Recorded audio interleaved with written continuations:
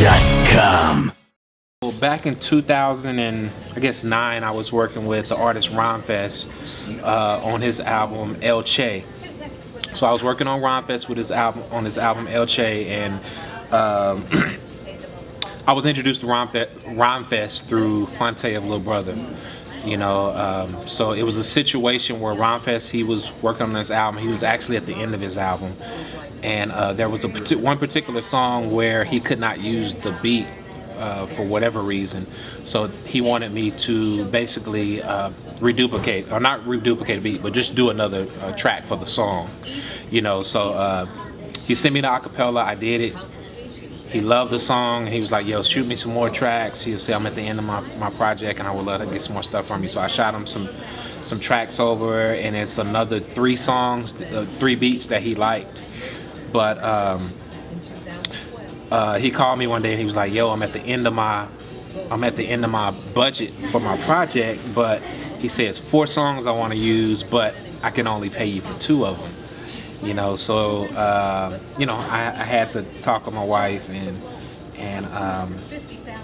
we was like, you know, let's just give him the other 2 beats, and you know, he just paid me. So I hit Ronfest up. I was like, yo, just pay me for these 2 beats, and I'll just give you these other 2 beats. You know, don't worry about it. You know, I'm a big fan of your work, and I'm you know, grateful to be working with you. So he was like, cool. So his album came out. Maybe fast forward a few months later, he calls me and he was like, yo, I'm in the studio with Kanye out here in Hawaii. Send me some beats over, and if I get the opportunity, you know, I'll try to play them for you. So I was like, cool. So I shot him maybe about 10 joints over. Didn't hear back from him for like 2 weeks, and then at that point, he sent me a text, and all it said was, Kanye's loving your stuff. He says he's about to change your life. So I got that text, and I'm looking at it like, yo, me and my family's looking at it like, okay, this is crazy. So got that text from him, and literally the next day, me and my wife, we was out to eat, and I got an email that came through, and it says, S1 Kanye is wanting you out in Hawaii. Your flight leaves in 4 hours. So I'm like, this is crazy. We had ordered our food, but we didn't get our food. We just left. So we got back home. I'm throwing equipment and clothes in my suitcase. Rushed to the airport and flew out to Hawaii. Met Kanye, man, and as soon as I got to the studio, he had already recorded the demo to Power, which was like completely different from where it is now. It was like so many different versions of it. So he recorded it, and he was like, yo, you know, would love for you to stay out here and help me work on the album. So I stayed out there for like 2 weeks and helped him with my beautiful Dark Twisted Fantasy. And yeah, Power was born. Power was born. Like I said, it was different versions of it. And then when I came back home, I continued to like send Kanye stuff. And every batch I would send him, he was like, yo, hold these 2, hold this 1, hold these 3. And then after maybe the 3rd batch, he was like, yo, why don't you just come back out to Hawaii and track all these beats for me? So I flew back out, stayed out there for like 2 weeks, and that's when I found out that Power was going to be treated as his first single.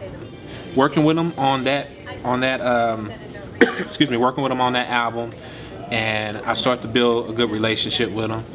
And you know, he just said he liked my spirit and he loved having me around. My energy was always positive, so he was like, you know, I would love to have you be a part of the team.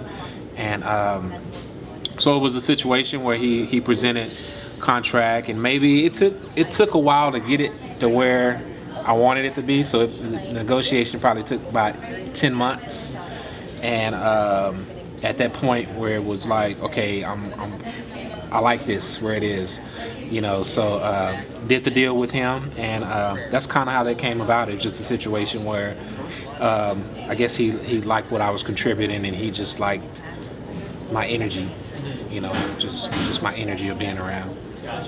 We were in Bath, London, working on the Watch the Throne album, and it was actually it was probably like the first or second day of us being there. It was me, Kanye, Mike Dean was there, and a few others, and basically we was waiting for like Jay to get in town, which would be the next day. So this day we was in the studio, and we was just going through tracks or whatever, And the way the setup was, we were all in one room, one big room, one big studio, and so it would be, I think the producers was me, No ID, maybe Ryan Leslie, and we were,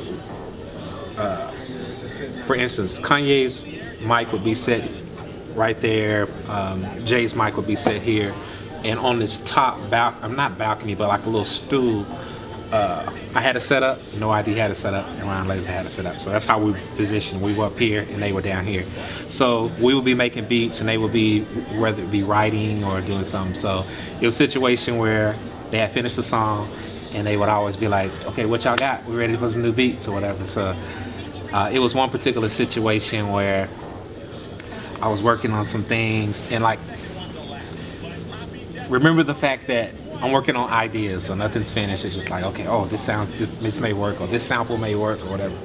So it was one particular time where Kanye was like, okay, S1, what you got? We're waiting for some new beats. Took my headphones off, and I was like, okay, cool, plug it in. And I had maybe like 4 ideas, and I was like, okay, which one should I play? So it was this one particular sample where I heard potential in it, but obviously I guess he probably didn't. So I played this sample, and Kanye was at the console. He had these dark shades on and hoodie on, and so I played the sample, and it goes off, and he's like standing with his back to me, and then he takes the shades off, and he looks at me, and the sample is still playing, and he was like, he said, yo, please tell me I didn't fly you all the way up to London for you to play me something like that. So my heart went from here to here. So yeah, he said that, and like I was like, oh man, what just happened? So like my hand shaking or whatever. So I go to the next one, and it's actually the joint that's the Murder to Excellence joint. So I played that joint, and they went crazy. He was like, you made up for it. But I thought that was funny because it was just like, oh snap, what just happened here? Yeah, so that's one of my many Kanye stories. That's funny, man.